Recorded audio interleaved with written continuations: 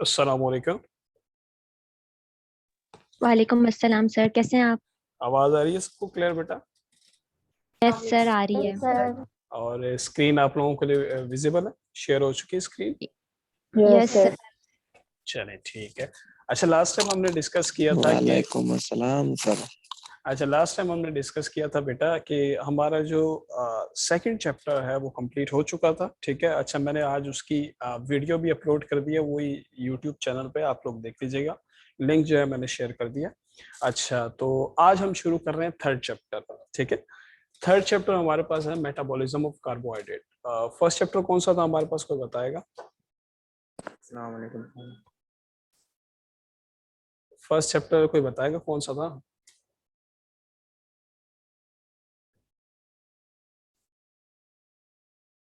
Sir extra cellular matrix वाला था, जिसके अंदर बिल्कुल हमने डिफरेंट कॉलेजिनस और इलास्टिन वगैरह पढ़ा था। बिल्कुल, वो टिश्यू बायोकेमिस्ट्री का था जिसका आप लोगों का क्विज हुआ था। ठीक है। अभी सेकंड चैप्टर जो हमने पढ़ा उसका क्विज इस वीक में एक्सपेक्टेड है।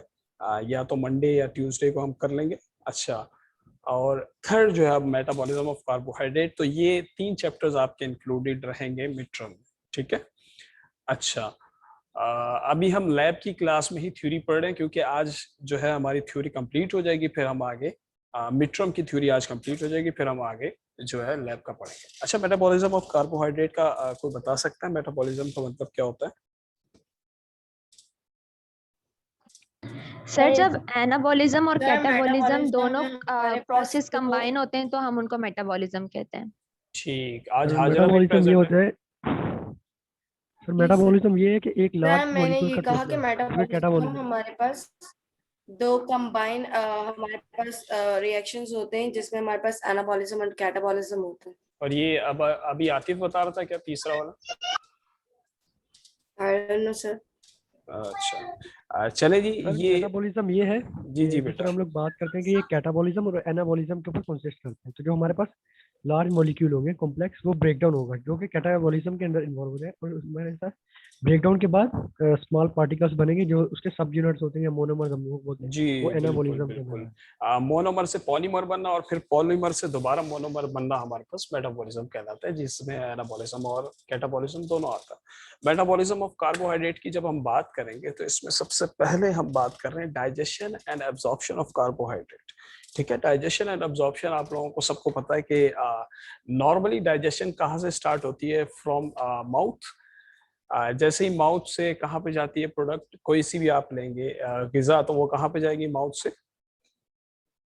इसोफेगस में। इसोफेगस से होते हुए फिर इसोफेगस, फिर उसके बाद हमारे पास स्टमक में जाएगी, very good. Then small intestine, small then large intestine, large intestine, intestine, rectum and then pancreas, bile duct, सारे कॉम्बिनेशन होगा। देन उसके बाद स्मॉल देन लार्ज इंटेस्टाइन में ये हमारे इकरा पास बता रही है आप? रीएब्जॉर्प्शन होती है। इकरा बता जी रही है सर। ना? हाँ इकरा बेटा, जी ये सर। सवाल है जी मेरा सर। कि अच्छा यहाँ तक मुझे क्लियर हो गया। अब एब्जॉर्प्शन को कुछ क्लियर अच्छा। करें कि एब्जॉर्प्शन क्या होता है? यस सर, हमारे पास जो लार्ज इंटेस्टाइन होती है हमारे पास, वहाँ पे जब हमारे पास ना रीएब्जॉर्प्शन होती है, मतलब हमारे पास अगर वाटर की एक कंसंट्रेशन हमारे पास अगर फीसिस में हमारे पास ज्यादा हो जाती है तो फिर हम उसको दोबारा से रीएब्जॉर्ब कर देते नहीं हैं, नहीं, ताकि मैं वो सिर्फ हमारे पास फिर से ब्लड में। एब्जॉर्प्शन की बात कर रहा हूँ, एब्जॉर्प्शन। अच्छा। जी अच्छा सर, हमारे पास ना एब्जॉर्प्शन विलाई होते हैं। सर हमारे पास विलाई होते हैं जो हमारे पास सरफेस एरिया को इंक्रीज कर रहे होते हैं। उसमें हमारे पास ना जब हमारा फूड डाइजेस्ट हो चुका होता है, जैसे कि हमारे पास लिपिड फैटी एसिड की फॉर्म में आ चुके होते हैं, और कार्बोहाइड्रेट्स हमारे पास मोनोसैचराइड्स की फॉर्म में होते हैं, और देन प्रोटीन हमारे पास अमाइनो एसिड की फॉर्म में आ जाते हैं। देन वो हमारे पास वो एब्जॉर्ब हो रहे होते हैं विलस के थ्रू, यानी कि ये अच्छा हमारे पास फिंगर लाइक कोई और प्रोजेक्शंस इसमें होते हैं जो इंक्लूड करना सरफेस चाहेगा? एरिया को इंक्रीज कर रहे होते हैं। कोई और सर। इंक्लूड करना चाहेगा इसमें सर। कुछ? सर मैं कोई? आए। जी जी बेटा, नाम बताओ। मरियम रमजान। मरियम रमजान, जी बेटा बोलो। सर मतलब सिंपली अगर एब्जॉर्प्शन की बात करें तो एब्जॉर्प्शन हमारे पास वो फिनोमेना होता है जिसमें हमारे जो फूड इंटेक हमने किया होता है उससे सारे न्यूट्रिएंट्स हमारे ब्लड में एब्जॉर्ब हो रहे होते हैं, जी जो ब्लड को नीड होती है। बिल्कुल बिल्कुल इकरा, मैं यही जानना चाह रहा था जो मरियम ने बताया अभी कि एब्जॉर्प्शन का मतलब है कोई भी चीज जब ब्लड में आ रही है, ठीक है, उसे कह रहे हैं एब्जॉर्प्शन। और आ रही कहाँ से, लार्ज इंटेस्टाइन से या स्मॉल इंटेस्टाइन से। इंटेस्टाइन के थ्रू, विलायस के थ्रू एब्जॉर्ब हो रही है, जो तुमने कुछ कॉन्सेप्ट बताया। फिर वो कहाँ पे जाके एब्जॉर्ब हो रही है हमारे पास, यहाँ क्या कहते हैं, ब्लड में जाके जब भी वो गेन रहेगी तो उसे कहेंगे एब्जॉर्प्शन। अच्छा, सबसे पहले कोई भी हमने ड्रग ली या कोई भी चीज ली, वो माउथ से शुरू होगी। माउथ में जो मैकेनिज्म होगा, जैसे कार्बोहाइड्रेट की अगर बात की जाए तो केमिकल दो तरह के हमारे पास ब्रेकडाउन होते हैं, केमिकल ब्रेकडाउन और दूसरा मैकेनिकल ब्रेकडाउन। केमिकल ब्रेकडाउन जो कार्बोहाइड्रेट का होता है या किसी भी चीज का है, वो थ्रू केमिकल्स होता है जिसमें अमाइलेज और डिफरेंट एंजाइम्स इन्वॉल्व होते हैं। ठीक है, केमिकल ब्रेकडाउन में डिफरेंट एंजाइम्स या केमिकल इन्वॉल्व होते हैं। जबकि मैकेनिकल ब्रेकडाउन या माउथ में होता है या ज्यादातर स्टमक में होता है, ये बात याद Stomach रखिएगा। ठीक है, जब हमारे पास कार्बोहाइड्रेट आया, कार्बोहाइड्रेट जो च्यूइंग थी, जिसको हम मैस्टिकेशन कहते हैं, मैस्टिकेशन के थ्रू जब हमने उसको बाइट करना शुरू किया और उसे छोटे छोटे पार्टिकल्स में, स्मॉल पीस पार्टिकल्स में क्या हो गया, वो ब्रेक डाउन हो गया। अब सलाइवा के अंदर एक एंजाइम होता है जिसे कहते हैं सलाइवरी अमाइलेज। ठीक है, क्या कहते हैं एंजाइम को, salivary amylase। ठीक है, ये एंजाइम बड़ा इंपॉर्टेंट है, ये आगे जाके भी आएगा और यहाँ पे भी है। आप जब भी ब्रेकडाउन की, कार्बोहाइड्रेट की बात करेंगे तो एंजाइम इसमें जो मोस्टली कंट्रीब्यूट कर रहा है वो है अमाइलेज। अमाइलेज डाइसैकेराइड्स या ओलिगोसैकेराइड्स या स्टार्च जो होते हैं। स्टार्च क्या होता है, कोई बताएगा? सर हमारे पास जो प्लांट्स होते हैं ना, उनमें जो इकरा ही कार्बोहाइड्रेट बता होते रही हैं ना, है, इकरा के अलावा कोई बताना चाहेगा? यस सर, सर मैं बताऊं। कॉम्प्लेक्स जी शुगर हाँ, होते जरा हैं। बेटा। सर हमारे पास जो जैसे हमारी बॉडी में यानी ह्यूमंस की बॉडी में जो है ग्लूकोज जो है ग्लाइकोजन की फॉर्म में जो है स्टोर होता है, इसी तरह प्लांट्स में जो है वो ग्लूकोज जो है वो स्टार्च की फॉर्म में जो है वो स्टोर होता है। अच्छा, स्टार्च जो है अगर कहा जाए, स्टार्च क्या होता है, पॉलीमर होता है ग्लूकोज का ही। ठीक है, ह्यूमन में भी पाया जाता है, प्लांट में भी पाया जाता है, लेकिन Yes. ज्यादातर स्टोर फॉर्म में प्लांट्स में पाया जाता है।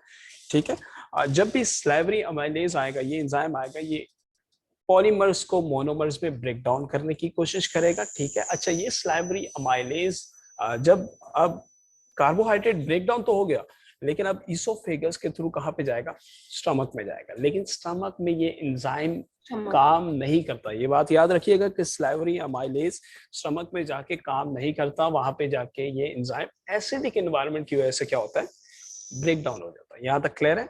डीजनरेट हो जाता है, डीजनरेट हो जाता है या ब्रेक डाउन हो जाता है। अच्छा, जब भी हम बात करेंगे स्टार्च की, starch consist of two main structures. एक उसमें स्ट्रक्चर होता है अमाइलोज और दूसरा स्ट्रक्चर होता है अमाइलोपेक्टिन। स्टार्च की जो चेन होती है वो ज्यादातर ग्लूकोज से बनी होती है और इस चेन को हम अमाइलोज और अमाइलोपेक्टिन कहते हैं। ठीक है, जब भी अमाइलोज या अमाइलोपेक्टिन ब्रेक डाउन होगा तो ये ग्लूकोज या माल्टोज जो है वो निकालेगा। तकरीबन 5% स्टार्च जो, कोई ये पॉइंट पढ़ेगा?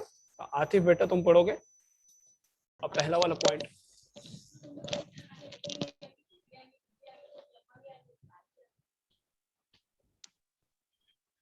कोई और पढ़ना चाहेगा? अगर आतिफ नहीं है तो सर मैं पढ़ूं? सर में आए। जी बेटा, पहले कायनात में बोला था।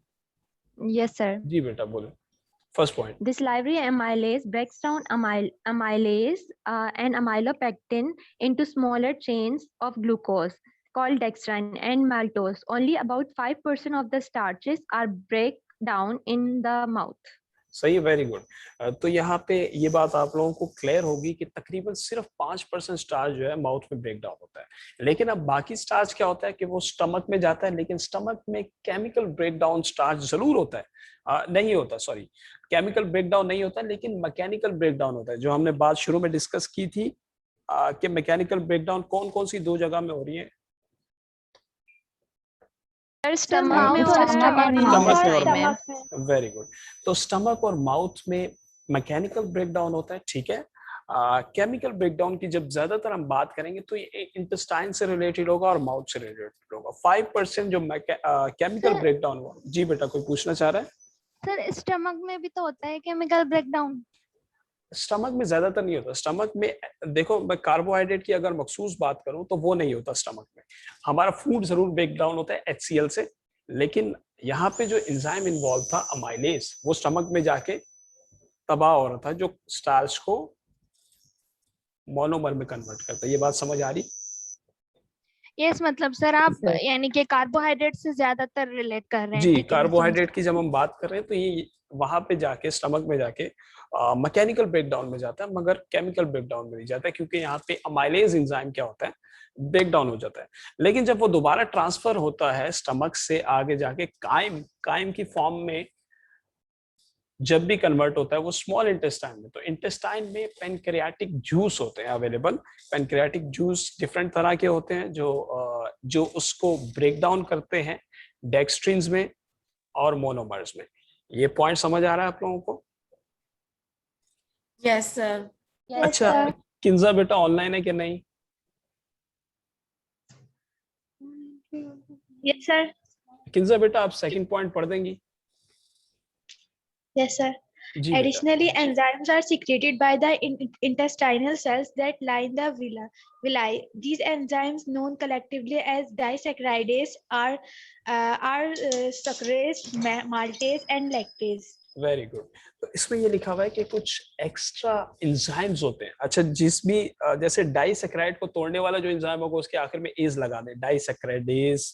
सक्रोज को तोड़ने वाला जो एंजाइम होगा उसके आखिर में एज आ गया, तो माल्टेज किसको तोड़ेगा? और लैक्टेज लैक्टोज को। अच्छा, अगर आप लोगों को पता होगा कि लैक्टोज किससे मिलके बनता है, कोई बताएगा?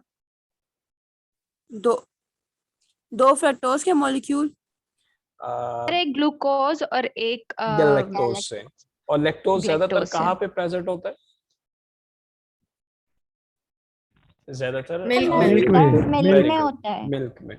तो ये हमारे पास कंट्रीब्यूशन होती है ग्लूकोज। अच्छा, ये वालेकुम सलाम आतिफ बेटा, आवाज आ रही है तुम्हारी बिल्कुल क्लियर। जब बुला रहे थे तब आया करो। चलो अभी दोबारा स्लाइड पढ़ेंगे तुमसे। ठीक है बेटा। अच्छा जी, सक्रेज जो है हमारे पास ब्रेक डाउन करता है सक्रोज को और फ्रक्टोज को। माल्टेज ब्रेक डाउन करता है इसी तरह डिफरेंट एंजाइम्स को। अब यहां तक हमने बात की कि स्टमक से स्मॉल इंटेस्टाइन में आ गया, ठीक है। अब हम बात करने जा रहे हैं स्मॉल इंटेस्टाइन से आगे जहाँ पे ट्रांसफर हो रहा है वो कौन सी है। जो स्मॉल इंटेस्टाइन होता है वहां पे जब ब्रेक डाउन हो रहा है तो यहाँ पे मौजूद लैक्टोज जो है वो अक्सर एंजाइम लैक्टेज की डेफिशिएंसी होगी। लैक्टोज इंटॉलरेंस पढ़ा हुआ है आप लोगों ने मेरे ख्याल से पहले इंटर में। सर पता है। कोई बताएगा? थोड़ा कॉन्सेप्ट है सर हमारे पास ये होता है कि मिल्क सूट कोई नहीं ऐसा करता है, ये ऐसा वाला। बच्चा जो आपकी तो इन्वॉल्वमेंट हो गई है वैसे, कोई और बताना चाहेगा? सर मैं सर आप सुन। जी बेटा, आपका नाम? मरियम रमजान। मरियम बेटा, अब चले आप लोगों की प्रेजेंस मैंने लगा दी है, कोई और बताना सर चाहेगा? मैं एक्स्ट्रा बताऊं? बच्चा? अरे आतिफ बेटा सर मैं तुम्हारी बताऊं? हो गई। मैं फंसी हूँ सर। अच्छा, फंसी बेटा आप बताओ। हाँ, फंसी तो सर काफी देखिए दिनों बाद ऐसे लैक्टोज लग रहा है ऑनलाइन है जैसे आज। नहीं जी सर फंसी। मैं थोड़ा सर लैक्टोज इंटॉलरेंस तो नेम से इंडिकेट करता है। लैक्टोज पहले मिल्क और टॉलरेंस का जिसका मतलब होता है बर्दाश्त, तो इंटॉलरेंस मतलब बर्दाश्त नहीं करता है। तो इसी तरह हमारी बॉडी के अंदर जो होते हैं उस तरह के एंजाइम जो होते हैं जिन्हें मिल्क को डाइजेस्ट करना होता है उनकी वीकनेस वो डेफिशिएंसी हो जाती है या सिस्टम के अंदर कोई भी प्रॉब्लम आ रही है जिसकी वजह से हम लोग जो मिल्क होते हैं उसको डाइजेस्ट इजीली नहीं कर पाते। ये ज़्यादातर जो छोटी उम्र के बच्चे होते हैं उनके अंदर होती है डिजीज, तो उनको वो फिर फार्मूला मिल्क दिया जाता था। वेरी गुड वेरी गुड, बिल्कुल यही कॉन्सेप्ट है फंसी। काफी दिनों बाद आपने अपनी मौजूदगी का एहसास दिलाया। तो लैक्टोज टॉलरेंस पे हमने यही पढ़ा। बिल्कुल, लैक्टोज जो है वो क्या होता है, अनडाइजेस्टेड रहता है जिसकी वजह से डायरिया, ब्लॉटिंग या एब्डोमिनल क्रैम्प्स रहते हैं। ये था हमारा स्टमक से स्मॉल इंटेस्टाइन में। अब एब्जॉर्प्शन की अगर बात करें तो एब्जॉर्प्शन ज्यादातर कहाँ पे हो रहा था? ब्लड स्ट्रीम में। अच्छा, अब आप लोगों को एक कॉन्सेप्ट मुझे याद कराना है कि जब भी ब्लड ग्लूकोज जो है वो ब्लड में जाएगा तो एक मैकेनिज्म शुरू हो जाता है इंसुलिन और ग्लूकागोन का। ये आप लोगों को पता होगा, कोई रैंडमली मुझे बताना चाहे? सर हम बताएं प्लीज। चले जी आप बता दें पहले वाले। सर हम सर मैंने कहा था। सर हमारे इकरा पास बेटा आप बता दो जी। सर जब भी हम कोई डाइट लेते हैं ना कि जैसे कि हमने कोई कार्ब मील ले ली तो हमारे पास जो वो एब्जॉर्ब हो जाती है तो ग्लूकोज की कंसंट्रेशन बढ़ जाती है ब्लड में। जैसे ग्लूकोज की कंसंट्रेशन बढ़ेगी तो हमारे पास इंसुलिन रिलीज होगा पेनक्रियास के बीटा सेल से। इंसुलिन क्या करेगा, उसका सेलुलर अपटेक बढ़ा देगा, ग्लूकोज को ग्लाइकोजन में कन्वर्ट कर देगा, ठीक है। फिर उसके बाद अगर हमारे पास ब्लड में ग्लूकोज की यानी कि कम हो जाती है अच्छा, यहाँ से तो फिर हमारे हाजरा पास ग्लूकागोन रिलीज होता है। और हाजरा यहाँ से ग्लूकागॉन ग्लूकागॉन का आप बता दें। अच्छा ओके सर ग्लूकागॉन में ये होगा कि अब वो ग्लूकागॉन में कन्वर्ट हो चुका है, फिर हमारे पास ग्लाइकोजन में कन्वर्ट हो चुका है, फिर हमारे पास एक और एंजाइम्स होते हैं, ग्लूकागॉन उनका नाम होता है, वो हमारे पास स्टोर्ड जो ग्लाइकोजन होता है उसको कन्वर्ट करता है वापस से ग्लूकोज में। ठीक है जी, वेरी गुड। तो ये आप लोगों ने बिल्कुल सही कहा, जो कॉन्सेप्ट आप लोगों का लैब वाला है वही यहाँ पे है। लेकिन ये कॉन्सेप्ट याद रखिएगा कि ग्लूकोज हमेशा स्टोर ग्लाइकोजन की फॉर्म में होता है और दोबारा से ब्रेक डाउन होकर ग्लूकोज में आता है, और insulin is responsible for storage and glucagon is responsible for release of glucose. ठीक है, और स्टोर कहाँ पे होता है? इन लीवर, लीवर और फिर ब्रेक डाउन भी लीवर Liver. से Yes, sir. होके दोबारा से ब्लड में आता है, जिसकी वजह से Blood में शुगर बढ़ जाती है। और जब इसकी खराबी हो जाए तो अरूज इसको क्या कहते हैं, इस सिस्टम को खराब होने को? ये कौन सी डिजीज होती है? डायबिटीज डायबिटीज mellitus, ठीक है। Diabetes mellitus. तो ये हमने अभी तक पढ़ा कि कार्बोहाइड्रेट की डाइजेशन में सलाइवरी अमाइलेज जो एंजाइम था ये बहुत हद तक इन्वॉल्व था। ठीक है, फिर सलाइवरी के थ्रू जब वो ईसोफेगस से स्टमक में गए, स्टमक में मैकेनिकल ब्रेकडाउन हुआ, फिर जब इंटेस्टाइन में आए तो पेनक्रियाटिक अमाइलेज आया, और यहाँ पे डिफरेंट एंजाइम इन्वॉल्व थे, सक्रेज, लैक्टेज, माल्टेज, जिन्होंने इसको मजीद एब्जॉर्ब किया, एब्जॉर्ब करके ब्लड से वो दोबारा लीवर में गया, और लीवर में अगर वो ग्लैक्टोज था तो वो टूट के दोबारा से ग्लूकोज में लीवर में स्टोर होता है। ये बात याद रखिएगा, चाहे वो ग्लूकोज हो या चाहे वो स्टार्च हो, चाहे वो कोई सा भी कार्बोहाइड्रेट हो, लास्ट में वो ब्रेक डाउन होकर ग्लूकोज में जाएगा और फिर ग्लूकोज किस में कन्वर्ट होगा? ग्लाइकोजन में। तो लीवर जो है, सर जी बेटा, ये फर्स्ट पॉइंट है स्लाइवरी अमाइलेज, ये वाला पॉइंट रिपीट कीजिएगा, मैं लेट कनेक्ट हुई थी। जी स्लाइवरी अमाइलेज बेटा ये एक एंजाइम होता है हमारे स्लाइवा में जो कार्बोहाइड्रेट को ब्रेक डाउन करता है। ठीक है, और वो फिर ब्रेक डाउन होकर ईसोफेगस के थ्रू स्टमक में आ जाता है, तो फिर ये स्टमक में पेनक्रियाटिक अमाइलेज रिलीज होता है और फिर उसको मजीद ब्रेक डाउन करके किस फॉर्म में कन्वर्ट कर देता है? ग्लूकोज की, और ग्लूकोज ग्लाइकोजन की फॉर्म में कन्वर्ट होकर लीवर में स्टोर हो जाता है। ठीक है, ये कार्बोहाइड्रेट की डाइजेशन हमने पढ़ ली। अच्छा जी, ये तमाम इंसुलिन और ग्लूकागॉन वाली बातें। ठीक है, अगर ये साइकिल हम देखें, द रेगुलेशन ऑफ ग्लूकोज, कोई एक रैंडमली बच्चा समझाना चाहेगा, वो बच्चा जो पहले एक्टिव नहीं है, या मैं नाम ले लूं किसी का? नाम लें। जी सिदरा नूर, आप ऑनलाइन है? असल में नाम लेने से पता नहीं कितने बच्चे कहाँ पे होते हैं, मुझे समझ नहीं आता। नाम लेते हैं आपसे। सिदरा नूर ऑनलाइन है कि नहीं? सिमरन, सुमन? Yes sir. जी बेटा, सुमन बेटा, यस सर। बेटा ये समझा सकती हैं आप रेगुलेशन ऑफ ग्लूकोज थोड़ा सा? Yes sir. सर इसमें ये एक्सप्लेन किया है कि जब भी ब्लड में ग्लूकोज का लेवल बढ़ जाता है ना, तो वो हमारे पास पैंक्रियास को इंसुलेट करता है, पैंक्रियास के पास जाता है कि वो इंसुलिन को रिलीज करे। इंसुलिन क्या करता है कि वो लिवर के पास जाता है और ग्लूकोज जो हमारे पास स्टोर फॉर्म में है ग्लाइकोजन, उसको रिलीज करवाता है। उसके बाद हमारे पास जो है वो इंसुलिन जो है, जैसे हमारे पास सर वो मसल में जा रहा है, और इसके अलावा हमारे पास जो है वो फैट स्टोरिंग जो सेल्स हैं उनमें, और जो हमारे पास ग्लूकोज, फिर उसके बाद हमारे पास जो है इस तरीके से ग्लूकोज का नॉर्मल लेवल मेंटेन हो जाता है। वेरी और गुड। सर और नीचे जैसे अगर हमारे पास कभी जब हमारे पास ग्लूकोज का लेवल डिक्रीज हो जाता है, तो वो पैंक्रियास के पास, पैंक्रियास से जो है वो ग्लूकागॉन को रिलीज करवाता है, ग्लूकागॉन जो है वो ब्रेक डाउन हो जाता है और ग्लूकोज रिलीज हो जाता है, और इस तरीके से ये नॉर्मल लेवल हो जाता है। वेरी गुड, बिल्कुल यही बात है। तो लास्ट में, अच्छा सुमन एक्टिव है, चले जी, सुमन भी आज डिक्शनरी में ऐड हो गई हमारी।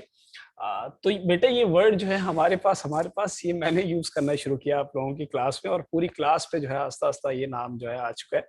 चले जी, रेगुलेशन ऑफ ग्लूकोज की जब हमने बात की तो बिल्कुल यही साइकिल जो सुमन ने बताई, यही है कि जब हम ग्लूकोज लेंगे और ग्लूकोज इनटेक बढ़ेगा तो स्टोरेज कहाँ पे होगा? लीवर में हो जाएगा, और इसके लिए रिस्पॉन्सिबल है पेनक्रियाज, जहाँ पे अल्फा सेल्स और बीटा सेल्स इंसुलिन और ग्लूकागॉन को रिलीज कर रहे होते हैं।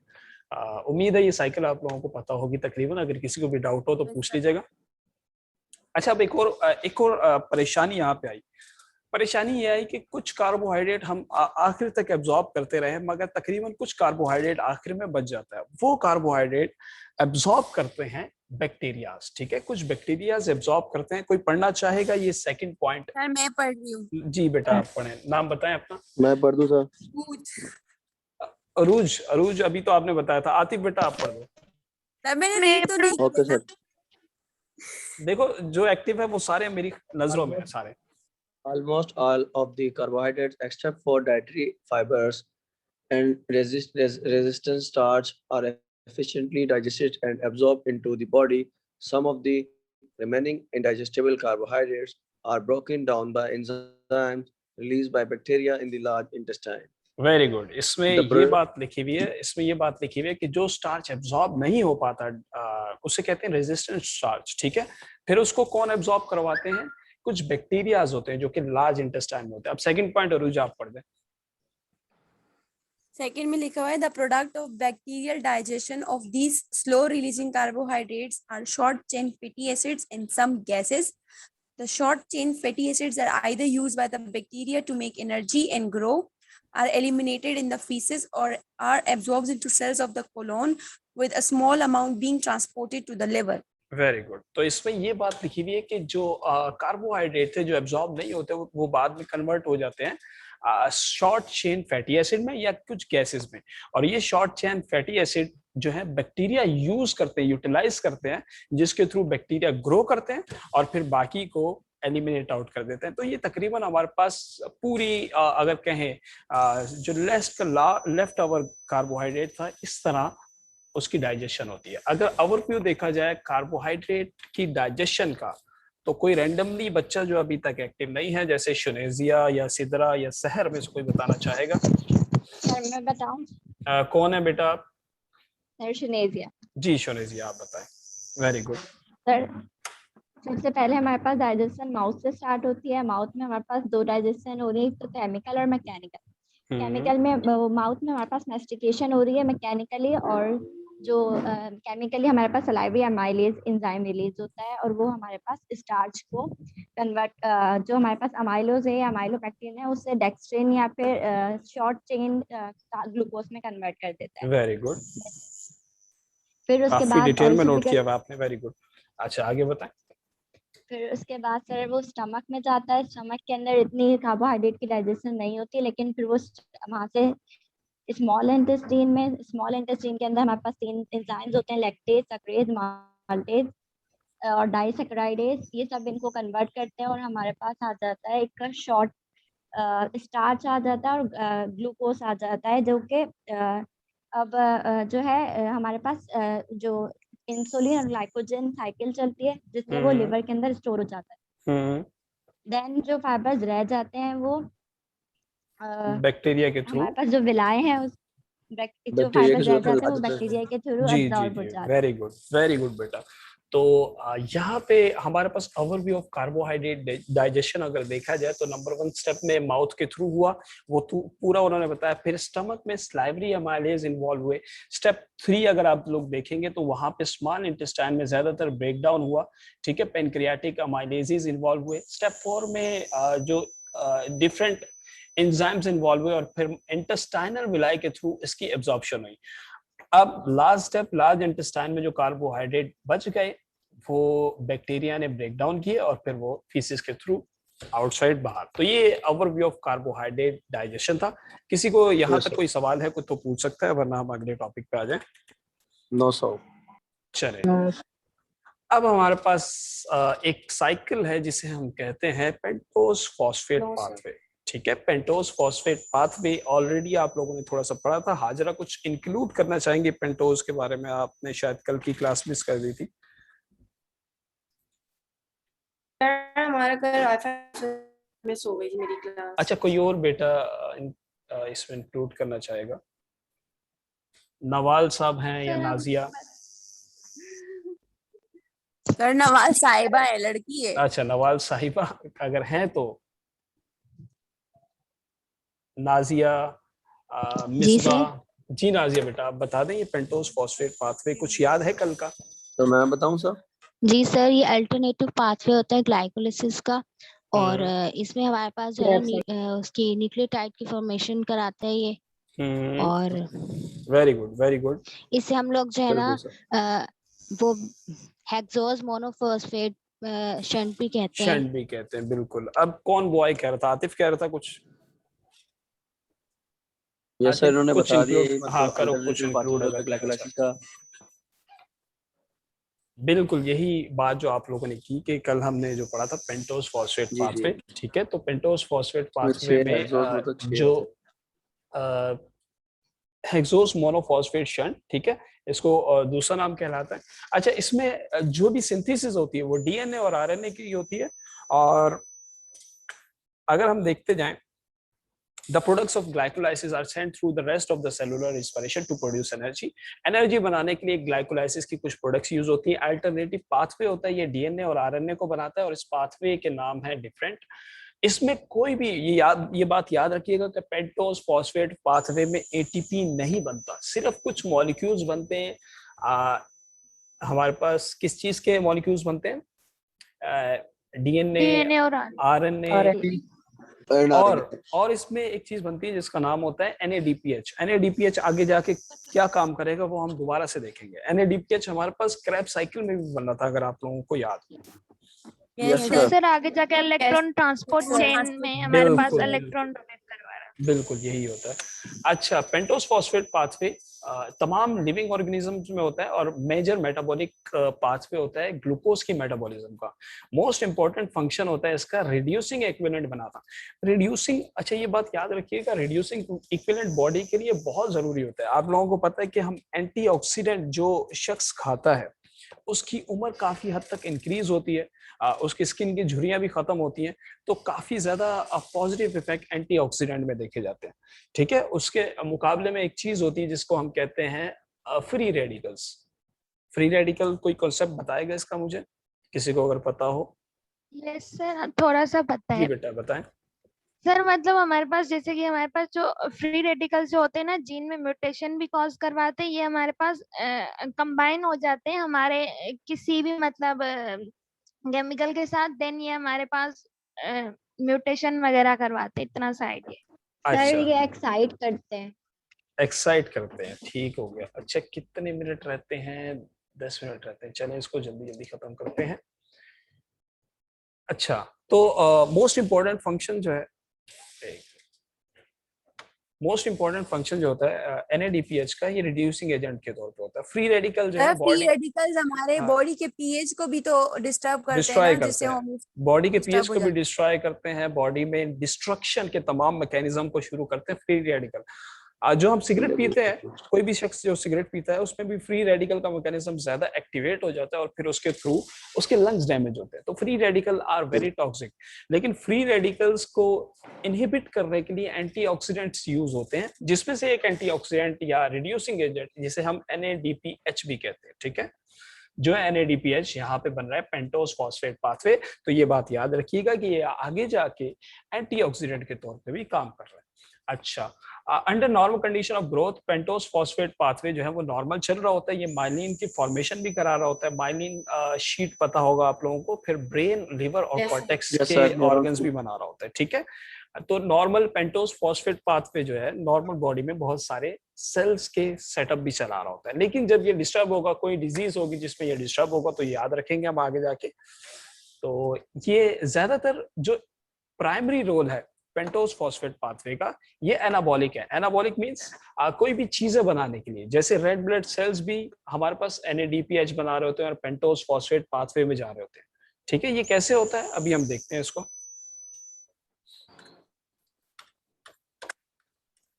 अच्छा, ये साइकिल देखें, सबको क्लियर है?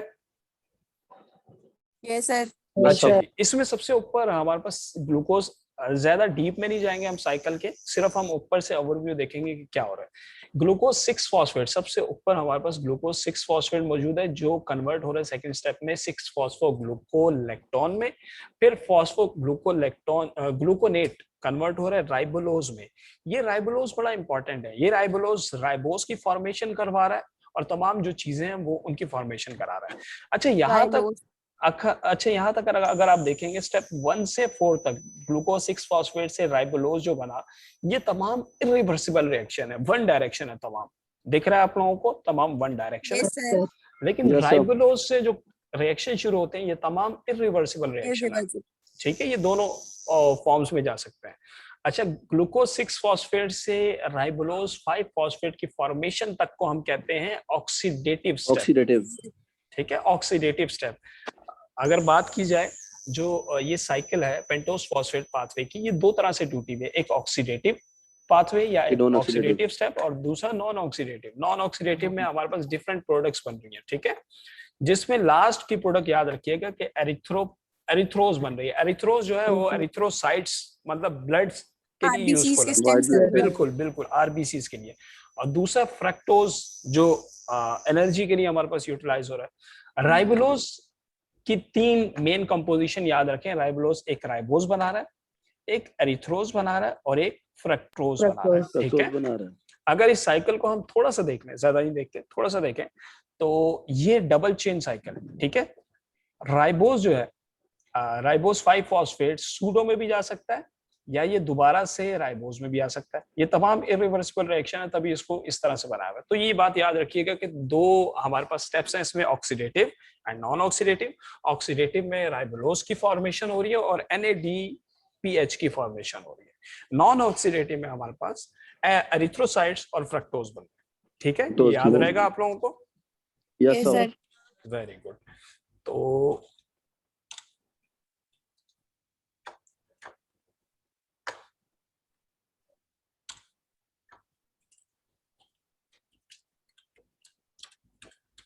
ठीक है जी, यहाँ तक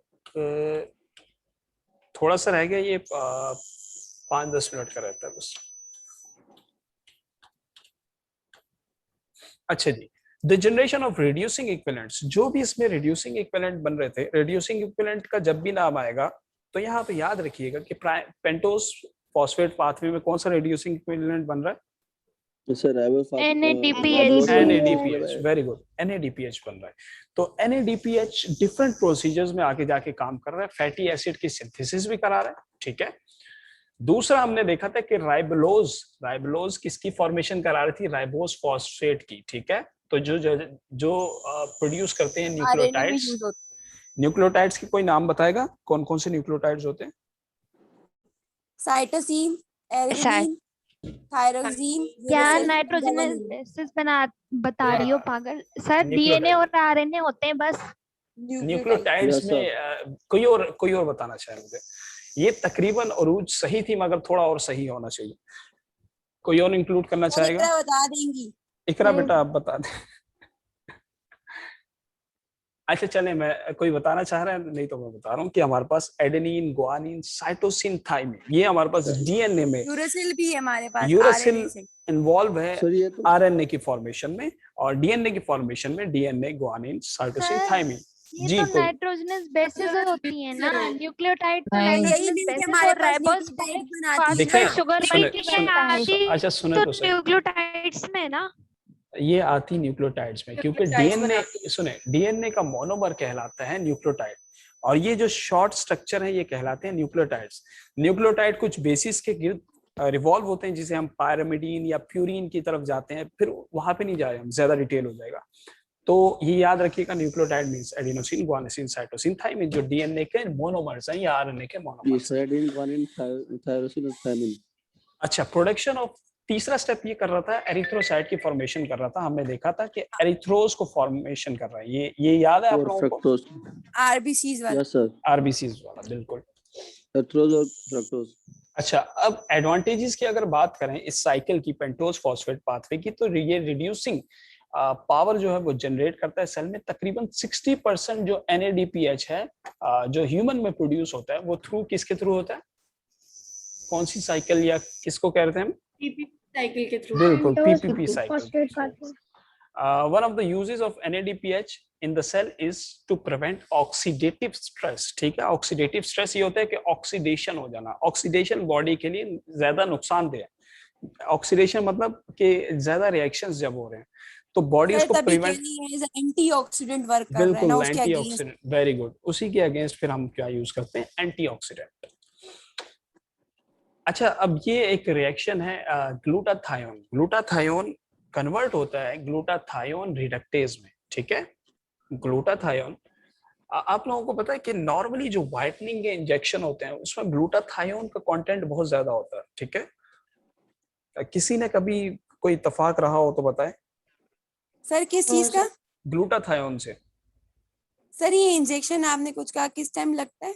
ज्यादातर Whitening के व्हाइटनिंग लिए, के जो सफेदी के इंजेक्शन लिए। होते हैं जो मॉडल्स भी यूज करते हैं उसे कहते हैं सर ग्लूटाथायोन। बायोटिन सप्लीमेंट्स के अंदर बहुत ज्यादा यूज हुआ होते हैं। बायोटिन में भी हो सकता है, एज अ सप्लीमेंट भी यूज हो सकता है, ये भी कह सकते हैं आप। लेकिन नॉर्मली व्हाइटनिंग के इंजेक्शन में बहुत ज्यादा होता है क्योंकि ये बॉडी में एंटीऑक्सीडेंट इफेक्ट प्रोड्यूस करने की कोशिश करता है, जिसकी वजह से व्हाइटनिंग इफेक्ट दोबारा से आ जाता है। अच्छा, एक एंजाइम होता है बॉडी में जिसका नाम होता है ग्लूटाथायोन रिडक्टेज। लेकिन ये रिडक्टेज का जब भी नाम आएगा NADPH का नाम ऑटोमेटिकली आप लोगों के जहन में आना चाहिए। तो रिडक्टेज को एक्टिवेट करेगा NADPH, ठीक है। तो इस एंजाइम ग्लूटाथायोन रिडक्टेज को एक्टिवेट कौन कराता है? कौन कराता है? NADPH करवाता है। NADPH जब भी कन्वर्ट कराएगा तो ये हाइड्रोजन परऑक्साइड को वाटर हाइड्रोजन में। परऑक्साइड को वाटर में कन्वर्ट कर देगा, ठीक है। हाइड्रोजन परऑक्साइड जब वाटर में कन्वर्ट हो जाएगा तो ये फायदेमंद होगा वाटर में कन्वर्जन। लेकिन अगर हाइड्रोजन परऑक्साइड ऐसे ही रहा तो ये फ्री रेडिकल रिएक्शंस कराएगा जो बॉडी के लिए टॉक्सिक है। तो एडवांटेजेस ऑफ NADPH के ये हमारे पास ग्लूटाथायोन रिडक्टेज को इंक्रीज कराते हैं, जिसकी वजह से ये रिएक्शन रुक जाता है। और एरिथ्रोसाइट्स की फॉर्मेशन कराते हैं, ठीक है। एरिथ्रोसाइट भी एक लार्ज अमाउंट में NADPH को बनाते हैं जो ग्लूटाथायोन रिएक्शन में हेल्पफुल होते हैं। यहाँ तक clear? Yes sir. Yes sir. Yes sir. चले जी, ये 5 मिनट का, ये 10 मिनट का रह गया। एक दूसरा लिंक भेज रहा हूँ, उस पर ज्वाइन करिएगा।